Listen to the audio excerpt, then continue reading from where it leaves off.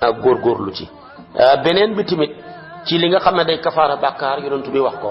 mu ne gannaaw julleeg àjjuma bu ilimaan sëlmaleetee bu leen jug dee bu imaam sëlmaleetee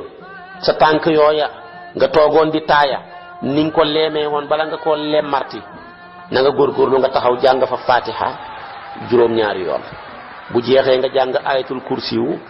juróom-ñaari yoon su paree nga jàng falaqi juróom-ñaari yoon su paree nga jàng naasi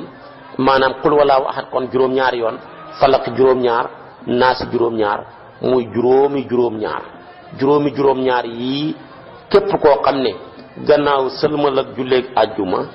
avant ngay lemmat de sa tànk bi ni nga ko leemee woon ci tooginu taaya ba nga jàng fatiha juróom-ñaar ayatul kursiyu juróom-ñaar qul walaahu juróom-ñaar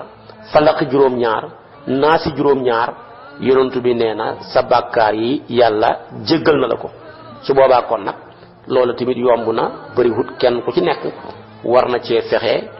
walillahi alhamdu wa sukuru di ca góorgóorlu di fexe tamit maanaam di ko matal ndax nag jéggalu yàlla dong ak luy jéggale bàkkaar yi moom lañ fi dese yàlla ñaari kóolute la ñu joxoon yonentoo ko wax dafa ne utiitu amaanayni li ummati